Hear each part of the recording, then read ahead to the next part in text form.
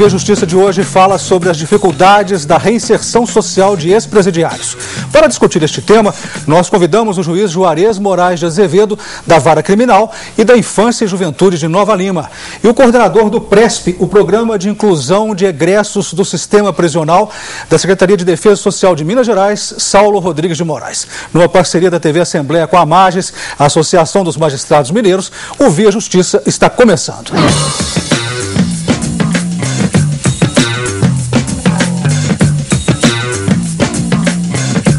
Presos que cumpriram a pena e alcançaram a liberdade estão com dificuldade de obter emprego em Minas Gerais. Como explicar isso? Como acabar com o preconceito da sociedade e o estigma que acompanha o ex-presidiário por toda a vida? Pergunta para o senhor, doutor Juarez. Olha, eu acho que a primeira coisa que nós temos que fazer é levar a sociedade para conhecer o cárcere, para conhecer o trabalho que está sendo desenvolvido no cárcere, como nós fazemos com as APACs, em especial aquela de Nova Lima. A partir desse momento em que a sociedade conhece o preso e é conscientizada de que esse preso saiu dessa sociedade e que para ela irá retornar, as coisas começam a ficar mais simples. Mas, ao mesmo tempo, nós temos que dar educação e preparar esse preso profissionalmente para ocupar o seu espaço aqui fora. Doutor Saulo, quais são as estatísticas de reinserção dos ex-presidiários no mercado de trabalho em Minas? Bom, o que nós vemos é uma grande dificuldade para se trabalhar essa reinserção. Mas nos últimos anos os avanços são muito grandes, né? Nós percebemos que, além de toda uma defasagem, um gargalo na educação e na capacitação profissionalizante, nós temos que trabalhar com o estigma que há sobre essa pessoa que passou pelo cárcere. Apesar disso, os esforços hoje, como diz o doutor Juarez, em parceria com a sociedade civil, fazem com que a gente pense em perspectivas muito positivas e que já nesse momento já estão em prática, né? Nós temos aí em torno de 100 egressos que estão colocados no trabalho hoje. Isso, se a gente pensar talvez num número grande de pessoas que estão presas ou que ficaram presas, pode parecer pouco, mas não é. Nós temos que pensar aí que todas as políticas sociais existentes no campo da empregabilidade encontram grandes dificuldades. Não vai ser diferente com o egresso. Aliás, vai ser mais difícil ainda devido a todas essas questões que eu falei aqui. Nós temos o Jornal de Belo Horizonte que em 2010 saíram das prisões na região metropolitana 1.500 presos e poucos conseguiram a colocação. Isso é verdade? Esse dado, há que se detalhar esse dado, né? Porque há várias situações de saída. Há vários tipos de saída, situações, inclusive o recorte geográfico também. Mas se a gente pegar as próprias políticas que existem no campo do trabalho, os cines, a possibilidade de você ter um número de colocação de 76 pessoas não é pouco, né? Nesse período aí, não é pouco. E temos que pensar também que é um projeto que é muito novo, né? É um projeto que iniciou em 2010. E é fundamental que para esse projeto engrenar que a gente trabalhe outras frentes também, né? Esse programa que eu estou aqui representando, um programa que é mantido pela Secretaria de Estado de Defesa Social, que é um programa de prevenção à criminalidade, ele busca agir não só no campo da empregabilidade. E no campo da empregabilidade é um projeto novo, mas que está tendo grande êxito. Como que o senhor explica isso? No caso, ele dizendo, por exemplo, da região metropolitana, 1.500 foram soltos em 2010, mas só 76 conseguiram emprego. O que está havendo? De quem que é a culpa? É da sociedade ou do Estado? Olha, eu acho que dos dois. A sociedade, pelas notícias que todos os dias são veiculadas, a sociedade tem um receio desse homem preso. E o Estado também não tem feito a sua parte. Agora, há de se dizer o seguinte, o Estado melhorou em muito aqui em Minas Gerais. De uns tempos para cá vem melhorando em muito em termos de execução de pena. Mas se nós pensarmos que se o Estado melhorar a educação e a preparação desse homem para o retorno à sociedade, isso vai melhorar e vai melhorar muito. Porque ninguém vai querer um preso que não está preparado para desempenhar a sua função aqui fora. Vamos ver a opinião popular em Belo Horizonte sobre essa situação. Nossa reportagem fez a seguinte pergunta: presos libertados estão com dificuldade de emprego. Você acha que isso acontece só por preconceito das empresas contra os ex-presidiários ou o Estado também tem culpa por não preparar o preso para ele entrar no mercado de trabalho? Eu acho que as duas questões, mas que o Estado também se envolve nessa questão, porque deveria ter um pouco mais de opção para eles, né? Dando oportunidade para eles reintegrar a sociedade. Eu acho que são as duas coisas. Nem as empresas estão abertas para presidiários e nem o Estado ajuda. Não fornece um meio para eles poderem se adaptarem de novo à sociedade. Eu acho que não tem preparado para voltar para o mercado. Que eu creio que eles têm que ter condição para poder ter uma chance. Chance eles têm. Condição para eles poderem começar. Eu acredito assim. Muita empresa que não garante muito mês ainda, né? Acho que deveria dar mais uma confiança para isso. É, com preconceito mesmo, né? Porque acha que a pessoa errou e não pode regenerar, né? Cair do homem, levantar é de Deus, né? Eu acho que deve dar oportunidade para a pessoa, né? Ser alguém na vida, né? Porque tem tanta gente aí desempregada, né? Então eu acho que deveria, né? Dar oportunidade para a pessoa, né? Tanto o Estado quanto a empresa também pelo preconceito. Então eu acho que tem que ter uma preparação, tanto para o Estado preparar essas pessoas que vão sair do presídio para a rua e também a quem vai atender esses indivíduos que estão saindo do presídio. Gostaria que os senhores comentassem a fala popular. Vamos começar por Saulo. Bom, eu costumo dizer que qualquer cidadão, independente de ser empresário, se ele adquire a condição de empregador, ele tem dificuldade para lidar com isso. A gente poderia fazer essa pergunta para as mesmas pessoas, dizendo assim, você contrataria? É uma provocação que eu faço em geral nos espaços que eu sou chamado a falar disso. Porque fica fácil pintar também o empresário como o grande vilão, o Estado como o grande vilão e assim por diante, né? E cada um de nós, como que lida com essa situação? É importante pensar isso. Como que se você numa situação cotidiana depara com uma pessoa que é interessante, você começa a conversar e na medida que você está conversando, essa pessoa diz que passou pelo cárcere, que esteve presa, foi condenada, como que você lida com isso, né? Então, uma das frentes, talvez a frente principal do PRESP, além da empregabilidade, é trabalhar essa estigmatização. Essa questão que envolve um olhar que tem, imaginário social que tem sobre alguém que foi preso, ela é muito forte, né? Doutor Juarez, o que o senhor achou da fala popular? O senhor achou razoável? Eu achei muito razoável, que corresponde àquilo que eu disse. A culpa dos dois, do Estado e da empresa, da comunidade. A partir do momento que nós resolvermos essa questão, essas duas questões, nós estaremos sem mais esse problema dessa rejeição da empresa e da comunidade para com o cidadão preso. Evidentemente que quem passa pelo cárcere sai de lá com uma dificuldade muito grande. Como disse o doutor Saulo, isso é normal, mas nós temos que quebrar essa barreira, nós temos que mostrar que o cidadão, ele cometeu uma falta, ele foi recuperado, a partir do momento que ele foi recuperado, ele merece ser reinserido na comunidade. Mas como quebrar essa barreira? Justamente aquilo que eu disse, levando a comunidade para conhecer o cárcere. E aqui eu vou só antecipar um pouco, em Nova Lima nós temos os dois sistemas. Nós temos o sistema comum e temos a PAC. No sistema comum, a comunidade não participa praticamente. Enquanto que na PAC nós temos todas as pessoas da comunidade participam. Sejam na condição de diretor, que o diretor nosso é uma pessoa da comunidade. Nós temos pessoas que vão lá trabalhar graciosamente com o cidadão preso, com o cidadão em recuperação. E a partir desse momento as coisas mudam, porque você vai conhecer quem está lá dentro. Nem todos são ruins.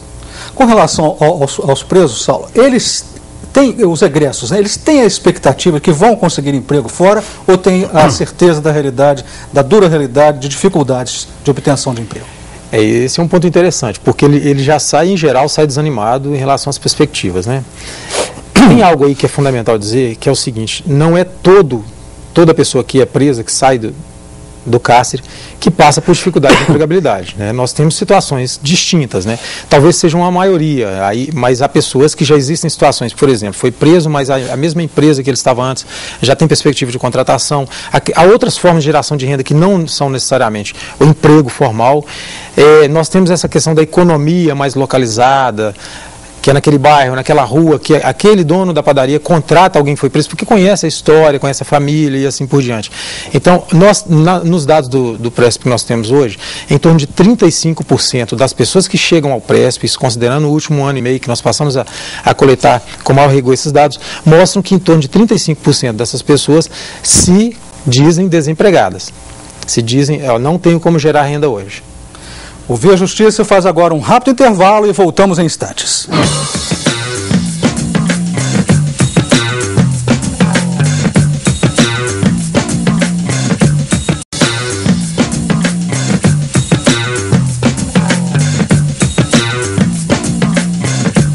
O Via Justiça de hoje com o tema dificuldade de reinserção dos ex-presidiários na sociedade. Participam do programa o juiz Juarez Moraes de Azevedo, da Vara Criminal e da Infância e Juventude de Nova Lima.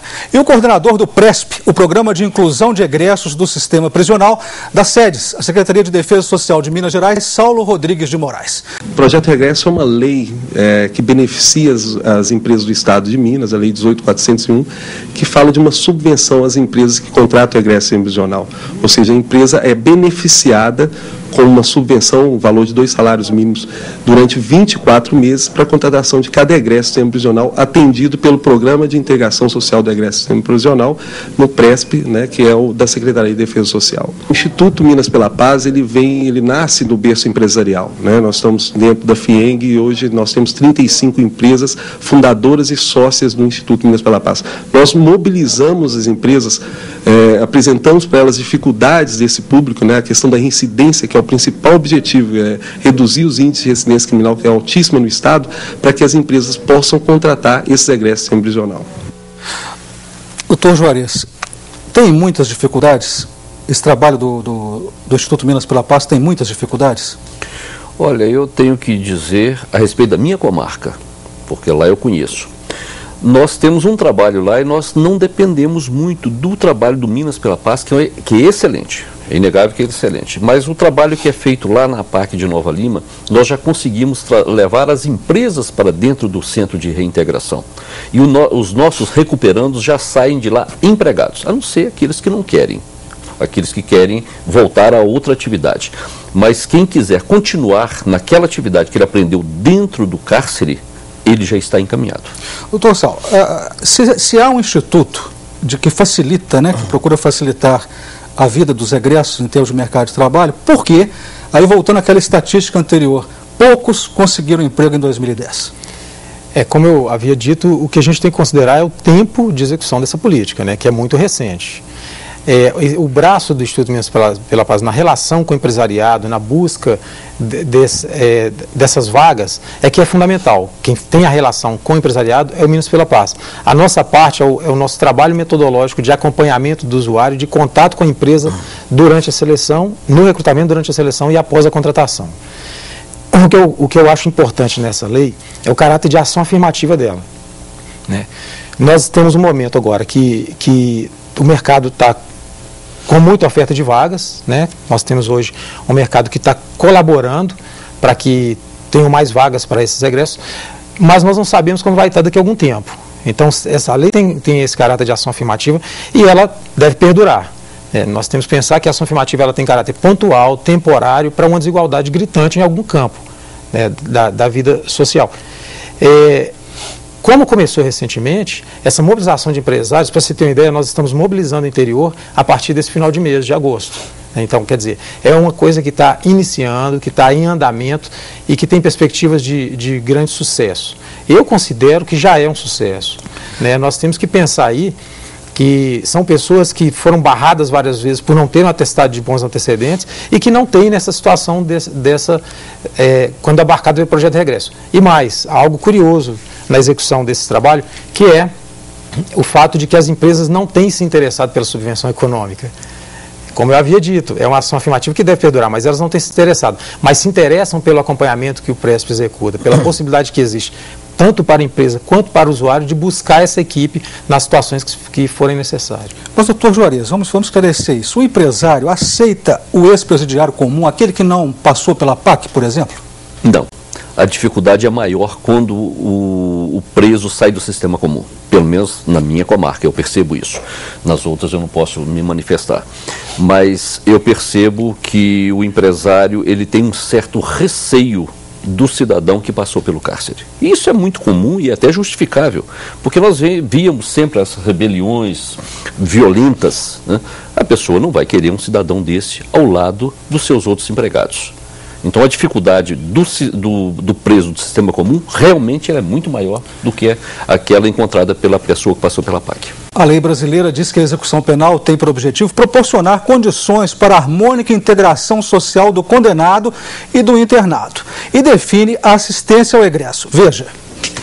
A assistência ao egresso consiste na orientação e apoio para reintegrar o ex-detento à vida em liberdade, na concessão, se for preciso, de alojamento e alimentação em estabelecimento adequado pelo prazo de 2 meses, que poderá ser prorrogado uma única vez, comprovado por declaração do assistente social o empenho do egresso para conseguir um emprego.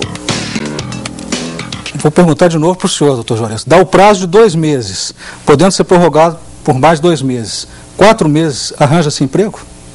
Eu volto a falar da minha cidade, da minha comarca. Normalmente o preso já sai empregado.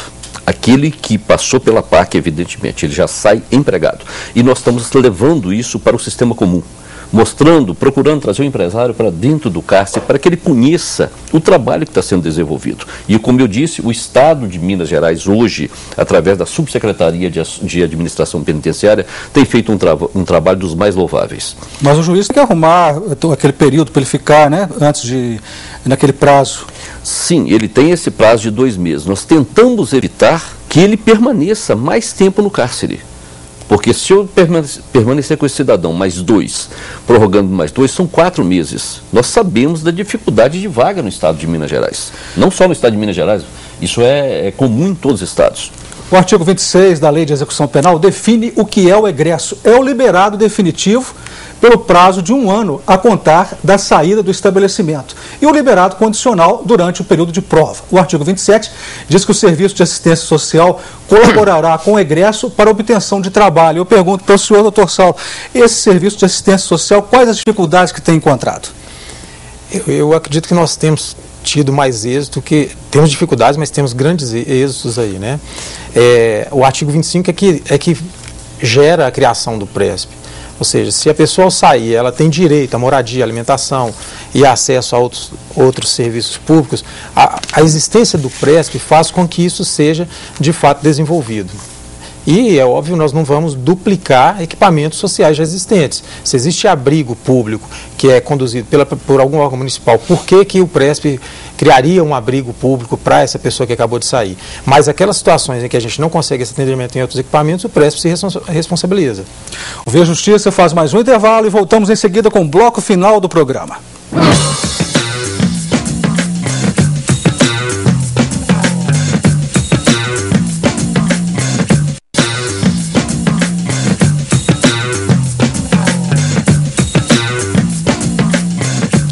O Via Justiça está de volta com o tema dificuldade de reinserção social de ex-presidiários.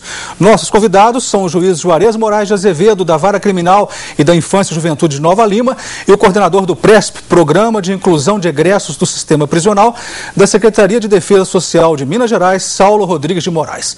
Alguns autores consideram que o caso mais difícil de inclusão social seria o do ex-presidiário. O senhor concorda com isso, doutor Juarez?